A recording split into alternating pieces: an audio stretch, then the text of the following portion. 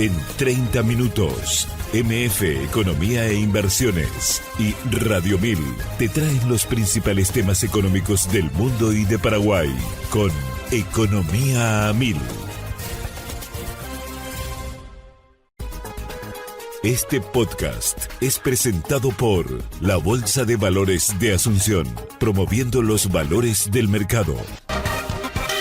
Muy buenos días, bienvenidos a una emisión más aquí de Economía 1000. Muchas gracias por la compañía de todos los días. Quien les habla, Prince Otto, y ya estoy junto con Ada Caballero, quien hoy cumple años. ¿Cómo estamos, Ada? ¿Qué tal? Bienvenida. Buen día, Prince, buen día a la audiencia, ¿todo bien y vos? ¿Todo en orden? Dios, mira, ¿escuchás? ¿Escuchás? ¿Ves? Ese es un pequeño regalo nuestro, ¿verdad, Josema? Le decía a Josema, tenemos que tener la musiquita parada. Y se me sorprende, Prince, eso está así como... Le da el clic y ya aparece, ¿verdad, Josema? Muchas felicidades. Que tengas éxitos en la vida y bueno, esperemos seguir trabajando juntas por muchos años. Sí, gracias. Eso sería bueno. Ahí le escuchamos la vocecita a nuestro invitado, a quien enseguida ya lo saludamos. Pero tenemos que compartir rápidamente información económica de lo que está pasando a nivel internacional. Adelante, Josema. MF Economía e Inversiones presenta las principales noticias económicas de Paraguay y el mundo.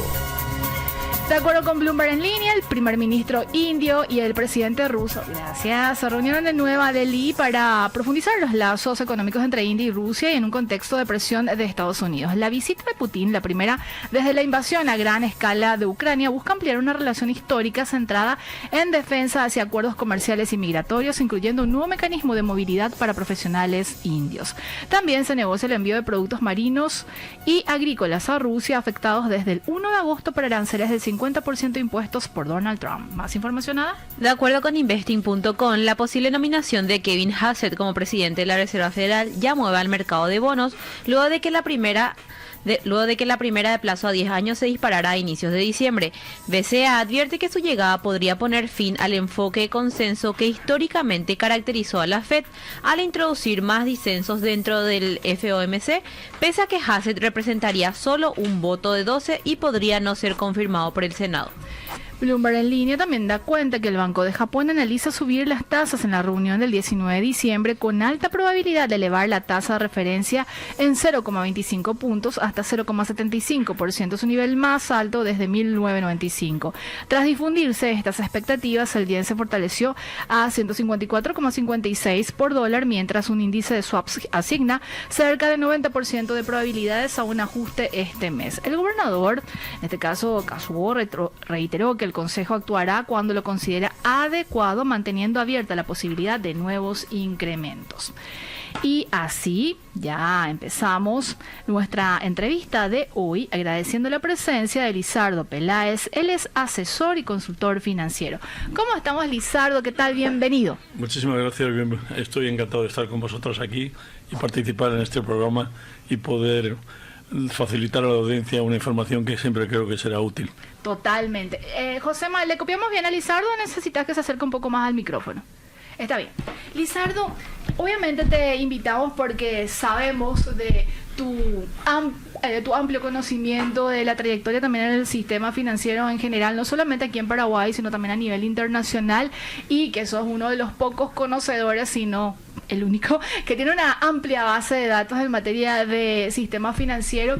Y en ese sentido vamos a ir aterrizando un poco también algunos de los principales indicadores del sistema bancario puntualmente. Y para que podamos contextualizar mejor, Lizardo, ¿estos datos son de alguna manera o son en estricto rigor proveídos por el Banco Central del Paraguay, procesados por vos? ¿Cómo es este mecanismo? La información, el Banco Central mensualmente hace unos informes muy amplios, muy extensos, donde facilita toda la información del sistema financiero.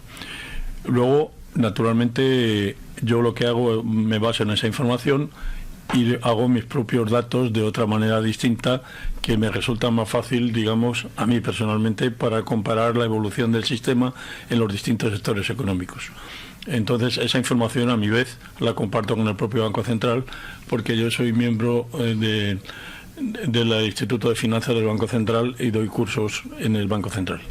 Por ese motivo, obviamente, con el Banco Central comparto muchísimo toda esta información con un montón de colegas a los que creo que de alguna forma pues también les es útil ver otra forma distinta. Así es, no, de hecho yo suelo recibir también parte de tus informes y muy interesantes y digeribles por sobre todo. De eso es lo que se trata, de que sean fáciles de comprender. Lizardo, estos datos del sistema financiero, pero puntualmente vamos a hablar de los bancos, se presentan de alguna manera con algunas semanas de rezago, por decirlo de esa forma, pero es parte de ese proceso. Vamos a ver, natural. Normalmente, o sea, los datos de octubre, sí, que son los que vamos a tratar hoy, son los últimos publicados, se publican generalmente a 20 o 25 días después del cierre del mes que se ha analizado. Claro. O sea que aproximadamente el 25 de noviembre se publicaron estos datos.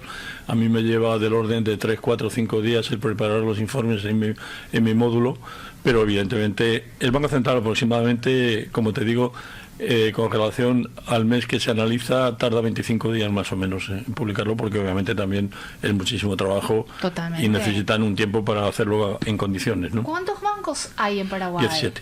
17. Sí. Y hay 4 financieras. Que no son tan representativas en el conjunto de este informe. No, las financieras todavía son relativamente modestas, pero bueno, que están funcionando bien, tienen su propio negocio, es un negocio un poco... Es parecido al de los bancos, pero distinto porque tienen otros niveles, digamos, de captación. Por ejemplo, las financieras tienen un inconveniente que no pueden captar pasivos a la vista. Solamente tienen que ser pasivos a plazo. Eso también, la normativa que lo aplicó probablemente lo hizo para que las financieras tuvieran un soporte, digamos, de depósitos a plazo más largos, claro, mientras que los depósitos a la vista pues pueden ser movidos rápidamente por los titulares y generar problemas de liquidez a las financieras. Por eso probablemente todavía no están autorizadas a tener saldos a la vista y el 70 y tantos % de todos sus pasivos prácticamente son de plazo fijo.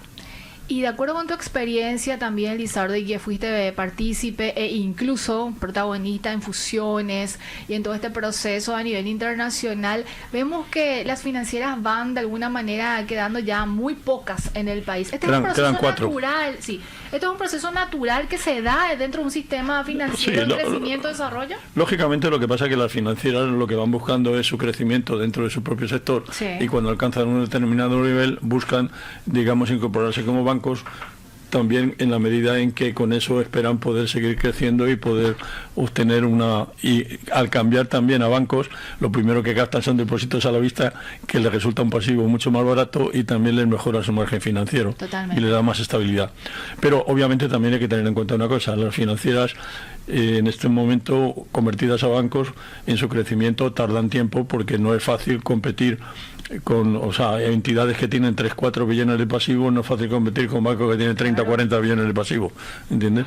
Entonces eso lleva su tiempo, pero de alguna forma, digamos, se van convirtiendo en bancos y van haciendo su trabajo para poder alcanzar unos mejores niveles financieros. Si tuviéramos que hacer un ranking mental, Lizardo, de los 3 principales o más grandes bancos que existen en Paraguay, ¿cómo sería eso? Sí, los 3 bancos más grandes, evidentemente, ahora mismo es Continental el número 1.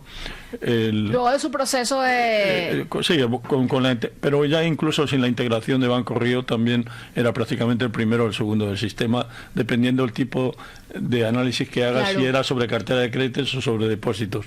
O sea, porque ahí hay diferencias notables. Pero los 3 bancos principales del país en este momento son Continental, son Banco Itaú y Banco Sudamericana.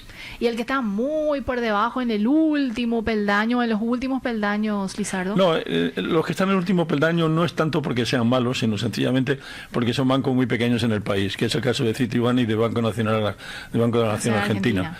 Tienen un volumen de balance muy pequeño y están en los últimos de la lista, pero no necesariamente por tratarse de calidad de la empresa. Clarísimo. Lizardo, si tuviéramos que hacer, antes de entrar en nuestros datos muy duros, si tuviéramos que hacer una evaluación de lo que ha sido ya casi el cierre del año 2025 y con los datos de octubre, pero ya con una suerte de tendencia casi cerrada para 2025, ¿cómo calificarías la salud del sistema financiero en su conjunto y si lo comparamos también incluso con el año 2024? Mira, yo diría que en líneas generales el balance de los bancos es positivo en el ejercicio de 2025. El único factor que en este momento está creando una situación compleja es el hecho de la evolución del tipo de cambio. ¿Por qué, Lizardo? Para aterrizar mucho porque más. ha caído de una manera impresionante. Entonces, fijaros en un dato que lo he estado sacando precisamente para poder comentarlo. Sí.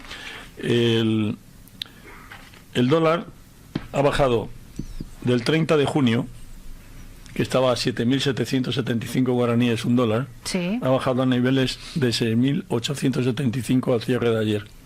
Eso significa que el dólar se ha devaluado en Paraguay un 11,58%. Es muchísimo en tan poco tiempo. Es una barbaridad. Yo, en los 25 años que llevo en Paraguay, no lo he visto en mi vida.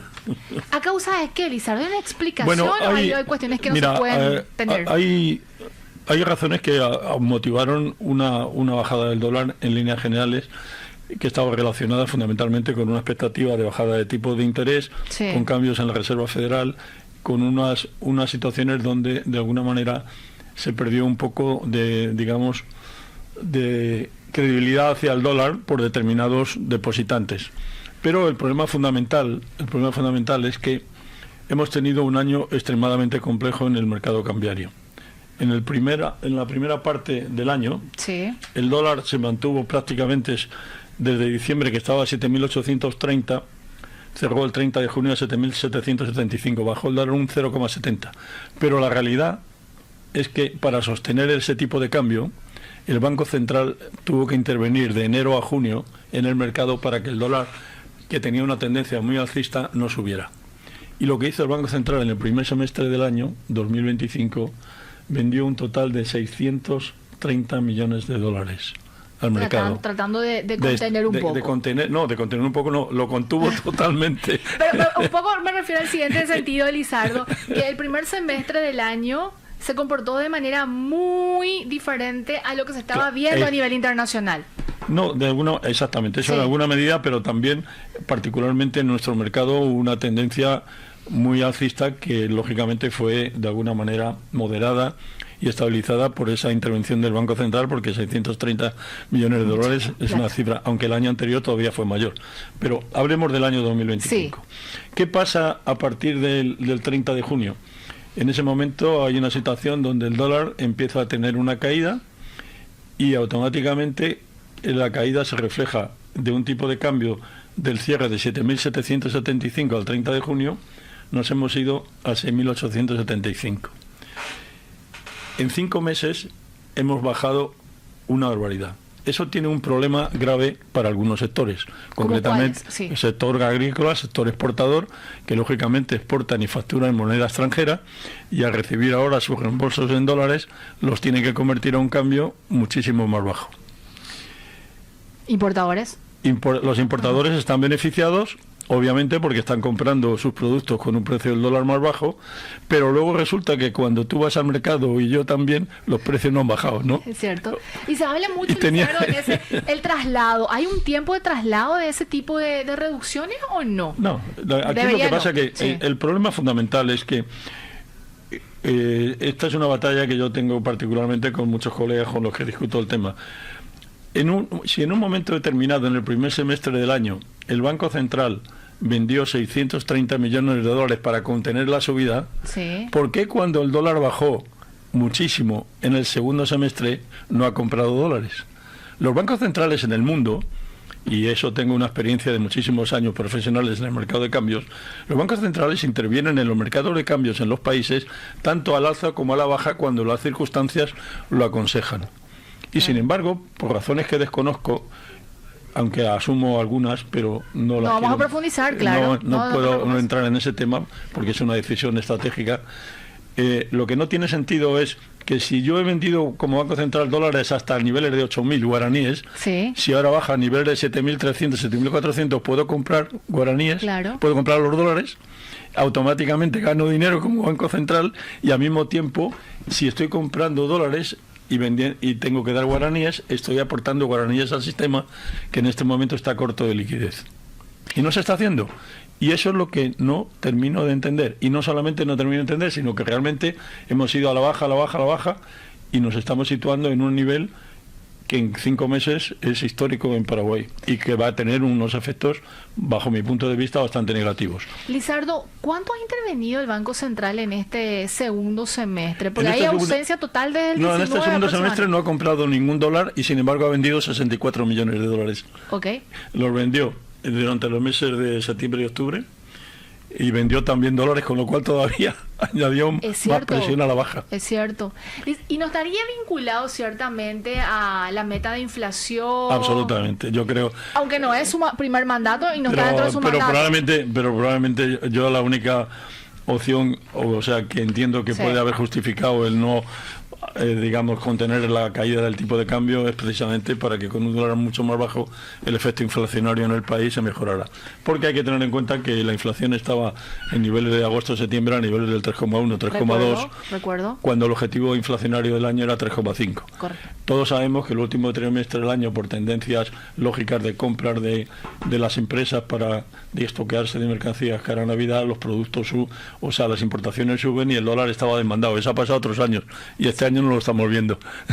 ¿Y cuál es la perspectiva para cierre de año 2025 con este comportamiento? Cierre del 2025 prácticamente va a haber muy poco movimiento. Ya estamos a nivel de serie de diciembre. El dólar esta mañana, acabo de preguntar ahora mismo antes de sentarnos, está a 6.840 en el mercado interbancario. Por mucho que pueda subir de aquí a final de año, no va a ser tan va a estar a 6.900 o 6.925 por ahí. Y luego después las perspectivas para el año 2026, te confieso que no tengo ni idea. Te iba a preguntar eso, Lizardo, y te me adelantaste. Pero vamos a dejar en pendiente y pero te voy a dar una impresión. Okay. Yo creo que de alguna manera, mira, el primer trimestre del año, en líneas generales, a partir de febrero o marzo, es cuando empiezan a entrar las campañas, digamos, de productos agrícolas. Así es. Y empieza a entrar dinero y, lógicamente, el primer semestre del año el dólar estará un poco ofrecido y se mantendrá bajo. Luego después, a partir de abril-mayo, cuando ya terminen los ingresos de la campaña agrícola, supuestamente el dólar debería tener una tendencia alcista. Y las previsiones del año 2026 apuntan un dólar alrededor de 7.300, 7.400. Pero Dios sabe. Claro. Y tenés también el componente de la FED en el contexto internacional. Sí, el contexto internacional evidentemente también tiene una influencia importante. Así es. Y vamos a ver qué son las decisiones que toma Estados Unidos, ¿no? También hay que ver su proceso inflacionario, si de alguna manera se sostiene y permite bajar más las tasas. Aunque la presión de Trump, al cambiar probablemente al actual presidente, va a poner uno de su línea y seguramente le convencerá para que haga lo que el presidente quiera. Definitivamente. Que es lo que no está haciendo el actual. Así es. Lizardo, con todo este contexto, me gustaría hacer la primera pausa para luego ya ir profundizando en los datos que tenemos sobre el sistema financiero, porque vamos a ahondar en depósitos, créditos, también otra lista que íbamos a abordar. La cuenta de resultados también. Cuentas de resultados. Muy importante. Tema de previsiones también me parece interesante. Bienes adjudicados, sí, todo eso lo tengo. Morosidad por sector. Morosidad por sectores. Tenemos todo. Tenemos todo, cielo. Así es. Vamos a nuestra primera pausa y a la vuelta seguimos conversando con el asesor y consultor Lizardo Peláez. Ada, antes de seguir la entrevista con el asesor y consultor del sistema financiero, Lizardo Peláez, tenemos que compartir rápidamente información de lo que está pasando a nivel económico en la región. ¿Qué tenemos? Nos trasladamos hasta Argentina y de acuerdo con Bloomberg en línea, el Fondo Monetario Internacional advirtió que será difícil que Argentina cumpla la meta de acumulación de reservas este año e instó al gobierno de Javier Milei a redoblar esfuerzos para fortalecerlas. La vocera Yuli Kozak señaló la necesidad de un marco monetario y cambiario más coherente en medio de un renovado debate entre el equipo económico y algunos inversionistas por el rol del régimen cambiario en programas previos. De Argentina ya nos vamos hasta Brasil, porque de acuerdo con la agencia Brasil, la balanza comercial de ese país registró en noviembre un superávit de 5.842 millones de dólares, una baja de 13,4% frente a los 6.746 millones de dólares de noviembre de 2024, marcando el peor resultado para ese mes desde 2021. Las exportaciones sumaron un poco más de 28.500 millones de dólares y las importaciones de 22.600 millones de dólares, ambos valores récords para un noviembre. En el acumulado de enero a noviembre, el superávit alcanzó 57.839 millones de dólares, un 16,8% menos que en 2024. Seguimos en compañía de nuestro invitado de hoy, Lizardo Peláez, asesor y consultor en el sistema financiero. Lizardo, ya vamos a los datos duros del sistema bancario, recordando que estos son obviamente datos del Banco Central del Paraguay y procesados por tu persona, y hacerlo más digerible, como decíamos al inicio del programa. Con el contexto del mercado cambiario, obviamente tiene una incidencia en estos principales indicadores, Lizardo. Sí. Y si tuviéramos que situarnos en los créditos, ¿cómo ha sido, o mejor dicho, en la evaluación del comparativo octubre de 2025 versus 2024 en líneas generales primeramente? Bueno, en líneas generales, o sea, el sistema, como te decía, tiene una cuenta de resultados positiva, como hemos visto antes. Sí. Hay un dato muy importante también que quiero mencionar, es el ratio de solvencia, que es la capitalización que tienen los bancos, que es fundamental, que si los bancos están bajos de capital, su capacidad de crecimiento es limitada. Si tienen un capital adecuado, obviamente pueden seguir creciendo y apoyar la economía del país. Quiero esto señalarlo porque el ratio de solvencia del sistema financiero, el ratio 1, que es el ratio de caja, que es un 8% mínimo, está en un 12,8% en promedio. Y el ratio 2, que es un 12%, está en un 16,3% de promedio, lo que significa que el sistema financiero está bien capitalizado. Esto es un dato absolutamente importante. Totalmente. Para señalar. Vamos a pasar ahora, si te parece, ya directamente a hablar de lo que es la cartera de créditos, la inversión crediticia del sistema, que es un dato altamente importante. Ha crecido la cartera en este mes de octubre, ha crecido un 2,3% con relación al mes anterior. El volumen total de la cartera de crédito del sistema alcanza casi 183 billones de guaraníes. O sea, una cantidad muy importante. Cuando hablamos de 183 billones de guaraníes, están metidos los créditos en guaraníes y en dólares, ¿correcto? Sí, es todo. Es toda la Clarísimo. Suma total.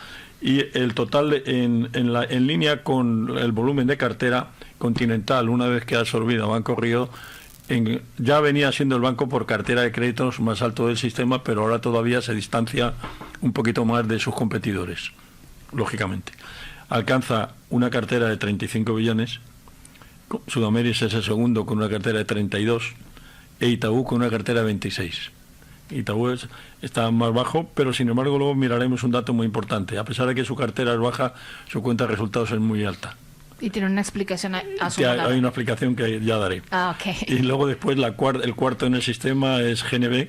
Ya Itaú con 26 billones era el tercero, GNB ya baja 19 billones, ya hay una diferencia notable entre el tercero y el cuarto. ¿Cierto? Y el cuarto es Fomento, con 18 billones. Y luego el sexto es Bueno, que baja a 10. O sea que entre el primero, que estaba a 35 billones, Bueno se queda con 10,7. Y es el número 6 del sistema. Igual su papel está siendo importante puntualmente porque le ayudan muchos factores que no son puramente bancarios, sino políticos. Claro. Lizardo, con respecto al Banco Nacional de Fomento, también me parece que está teniendo un rol importante dentro como banca pública, digo, ¿verdad? Yo creo, el Banco Nacional de Fomento, yo creo que está desarrollando un trabajo muy importante. O sea, la banca pública en general suele ser bastante difícil de manejar en determinados momentos, pero yo creo que en esta etapa el Banco Nacional de Fomento está haciendo una estructura operativa muy importante, está ayudando mucho a los sectores intermedios del país, y esto lógicamente es un factor muy importante para desarrollar la economía de empresas medianas y pequeñas, y ahí el Banco Nacional de Fomento está haciendo un muy buen trabajo. De estos bancos que mencionabas acerca de la cartera de créditos, hay una diversificación también por nicho, Lizardo. ¿No es que hay como una concentración o...? No, hay diferentes... Atienden diferentes nichos. Hay diferentes nichos de mercado. Sí. Y eso hay que verlo en otro análisis que tengo también. Adelante, sigamos. Bueno, vamos a ver ahora depósitos, ¿cómo están? Sí. Depósitos también incluyendo, obviamente, guaraníes. Depósitos son globales, la suma de guaraníes y dólares. El sistema tiene en este momento 176,8 billones de guaraníes, y el banco que más depósitos tiene en el sistema es Continental, con 31 billones. Le sigue Sudamérica con 26. Compartiendo el podio en la cartera de créditos, ambos. Sí, Continental, Sudamérica. O sea, Continental, Sudamérica, el tercero es Itaú con 25 billones. 25 billones, y luego Nacional de Fomento, el cuarto, con 19. GNB con 19, y Bueno tiene 15 billones de pasivo. Pero fijaros en un dato, tiene 15,5 billones de pasivos y cartera no llega a 11. Luego tiene mucho pasivo por colocar. Es cierto.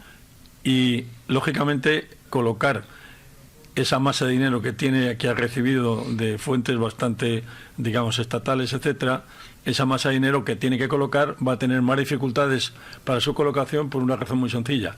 Como su capital es más pequeño que el de los grandes bancos, la suma que puede colocar en cada cliente es menor. Claro. Y luego, para poder colocar toda esa masa de dinero que tiene disponible, necesita dar mucho más préstamos.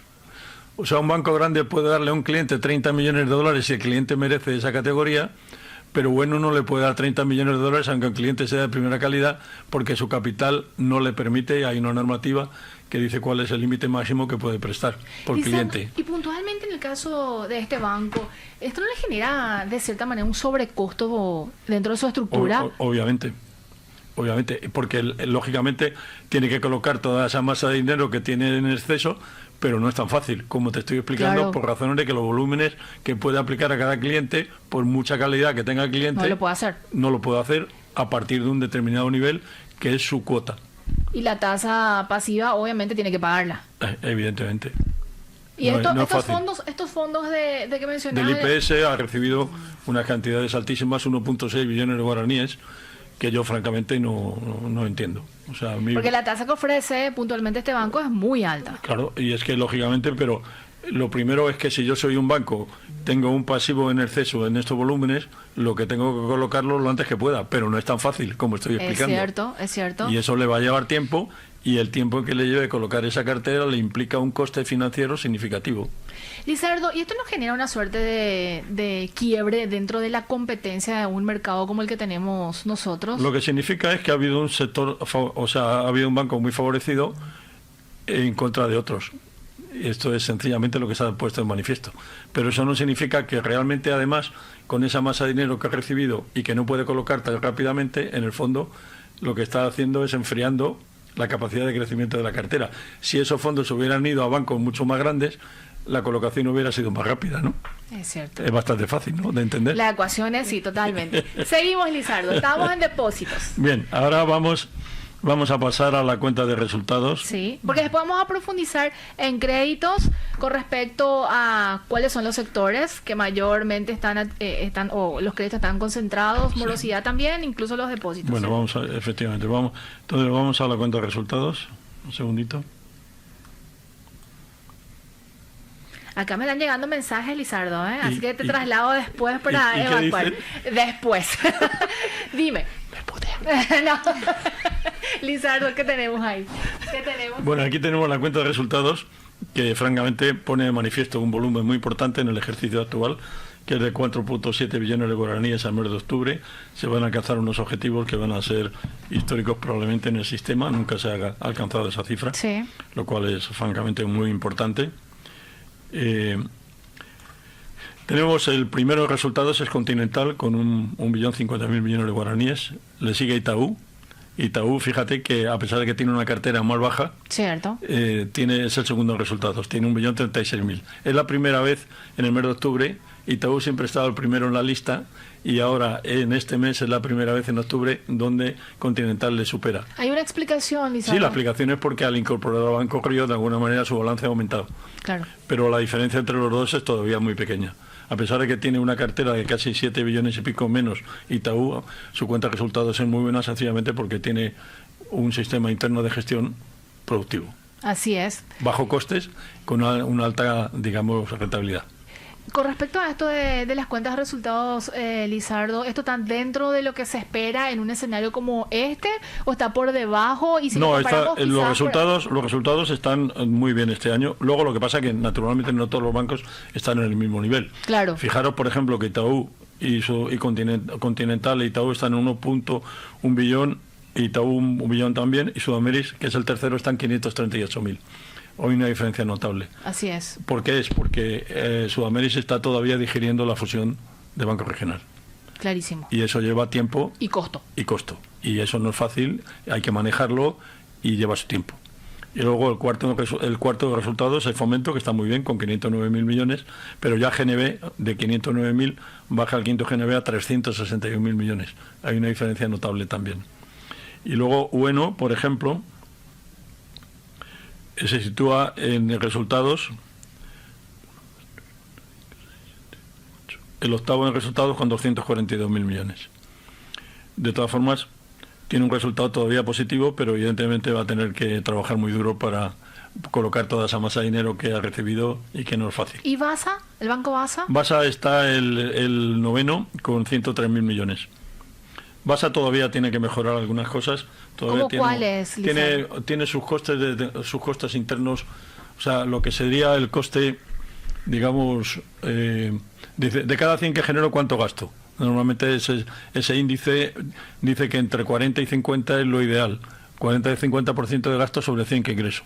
Por ejemplo, los bancos que están con bajas rentabilidades es porque su índice está por encima de 50, 55, 60, 65. Y eso hace que, lógicamente, su resultado no sea todo lo bueno. Pero eso lleva tiempo también. Hay que mejorar la estructura o mejorar la rentabilidad de la cartera o crecer más en cartera de créditos. ¿Qué otros datos tenemos, Lizardo, antes del corte? Bueno, vamos a... ¿Morosidad o bienes adjudicados? ¿Previsiones? Morosidad, verás, la morosidad del sistema está en unos promedios del 2,36. Pero yo mi análisis lo hago de otra manera. Lo que hago es capto cada banco con todos, o sea, el Banco Central provee una información donde tiene los datos por sectores de cada banco.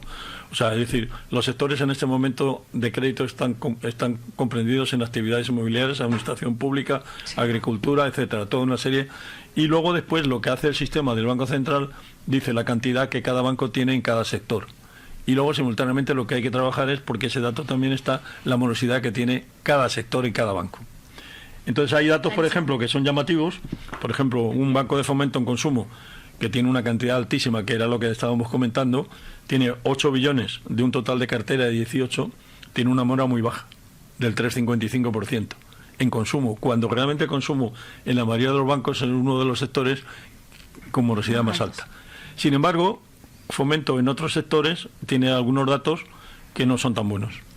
Pero lo que sucede es que con la mitad de la cartera, con bajo coste, el promedio de su mora, a pesar de todo, es alto, tiene un 5,44, que es de los mayores del sistema, porque, como te estoy diciendo, el promedio del sistema es 2,36 y su promedio es 5,44.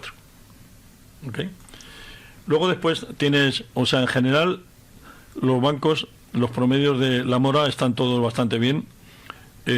Por ejemplo, Sudameris tiene un promedio también del 2,09. En consumo el consumo es uno de los datos peores que tiene 1,6 billones con una mora del 9,54. Pero eso está dentro del esquema de consumo que se mueve entre 5 y 10 aproximadamente. Por eso me llama la atención que Fomento, a pesar de que tiene un volumen tan alto, su mora en ese sector es muy baja. Lizardo, si tuviéramos que hacer un ranking de los 3 principales sectores con mayor morosidad, ¿cuáles serían?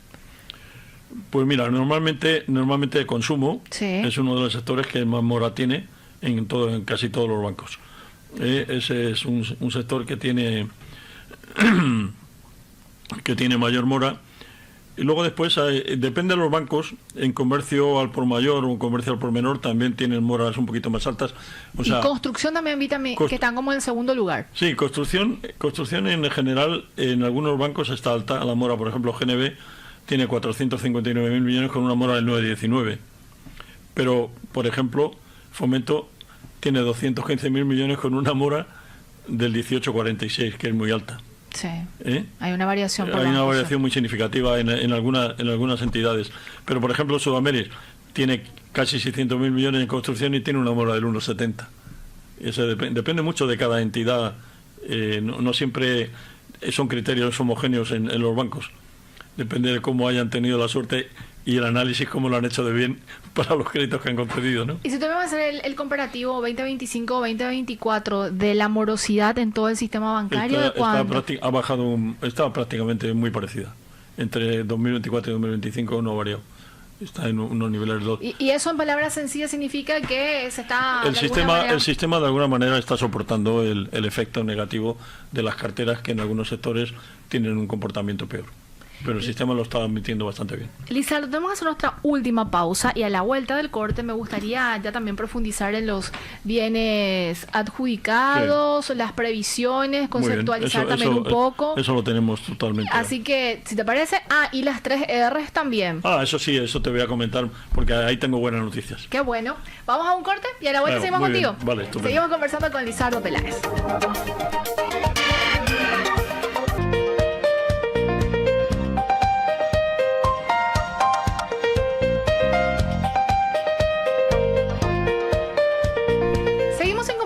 Del asesor y consultor en el sistema financiero Lizardo Peláez, compartiendo datos muy, muy interesantes y sobre todo un análisis acabado sobre los principales indicadores del sistema bancario de octubre.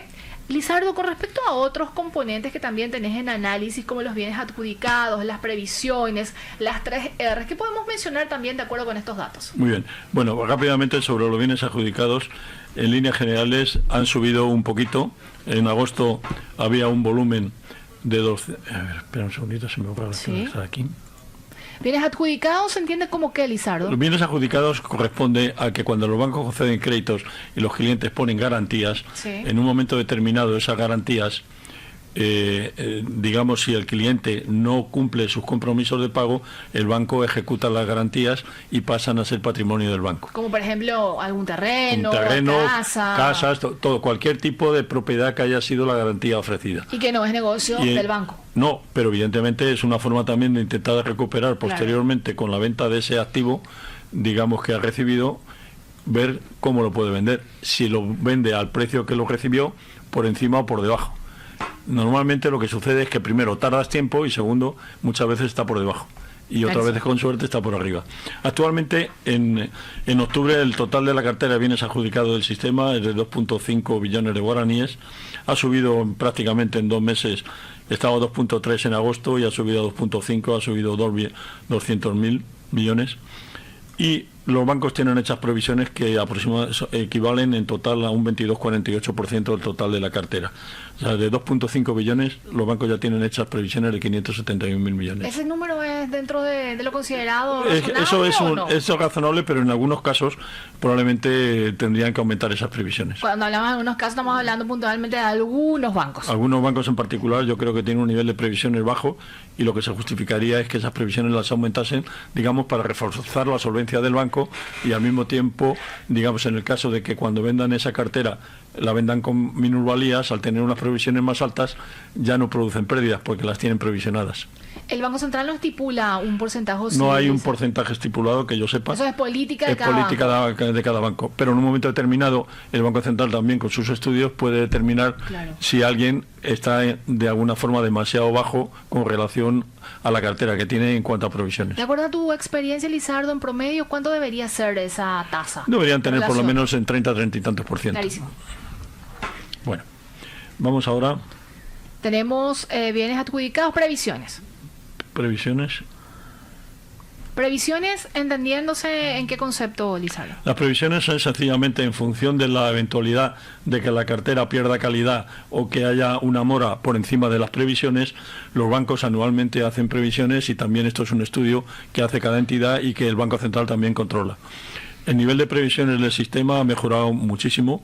Actualmente, a octubre de 2025, el total del sistema, fíjate que en septiembre tenía 1.7 billones y ha pasado a 2 billones. O sea, ha crecido mucho las previsiones y bancos como Fomento, por ejemplo, es el primer banco en total de previsiones, tiene 370.000 millones generados a octubre. El segundo es Itaú, con 284.000 millones, el tercero Familiar, con 274.000, GNB 246.000 millones, Sudamérica 241.000. En líneas generales, estos bancos todos han hecho unas previsiones muy importantes. ¿Estas previsiones se hacen de manera mensual? De manera mensual. ¿Y hay una tasa estipulada por el Banco Central o también política del banco? No, esto es política del banco también, el marcar sus previsiones en función de la calidad de su cartera. ¿Y el promedio, de acuerdo a tu experiencia y conocimiento, Lizardo? Este año está muy bien. Razonablemente, ¿qué promedio debería estar en tasa? Digo, relación. Eso depende, ya te digo, también del tipo de cartera que cada uno tenga, ¿no? Claro. Y eso puede ser de mayor o menor intensidad y también Pero en líneas generales yo diría que este año yo estoy bastante tranquilo con el nivel de previsiones del sistema. Me parece positivo. Finalmente, Lizardo, zoom en las que se considera las 3 R's. Ah, 3 R's, sí, ahora mismo te digo.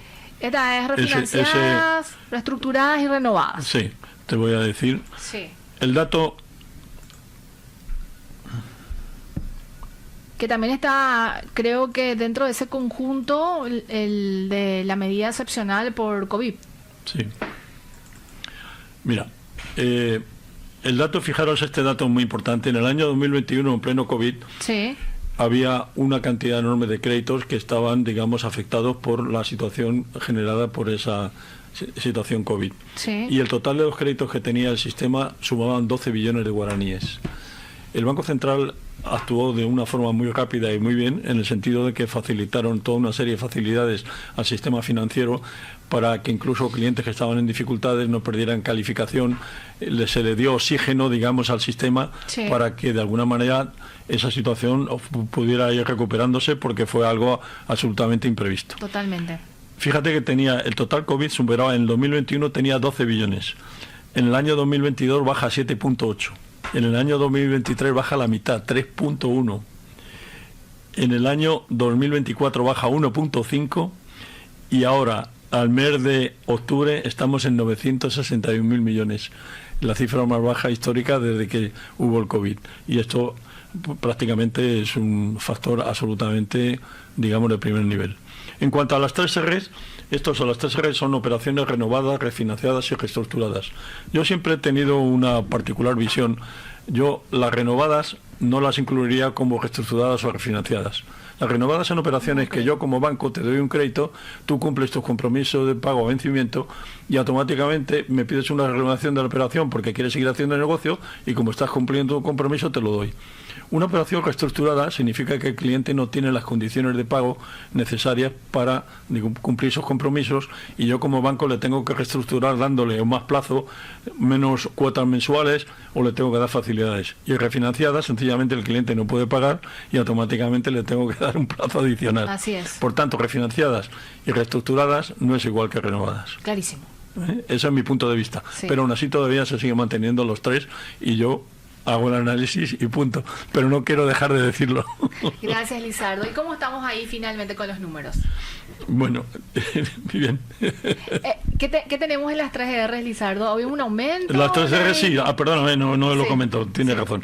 Bueno, no hay un aumento significativo porque prácticamente a lo largo del año se ha venido manteniendo. Empezó el año 2025 en 24 billones prácticamente, sí, se ha movido entre 24, 25 y está ahora. El más alto es a final de este mes, que está en 25,7, las 3 R's. El más alto de todo el año. Lizardo, si tuviéramos que calificar finalmente, ya para cerrar Economía a 1000, la situación del sistema bancario a octubre, a modo de remarcar, porque fue una pregunta que te hice casi al iniciar, pero ¿cómo lo calificarías? Y también cierre 2025, ¿qué esperamos? Yo, el cierre 2025 probablemente exigiría en algunos casos al sistema financiero hacer más previsiones en algunos sectores. Y probablemente el Banco Central tendría que revisar esto también. Ese es mi punto de vista.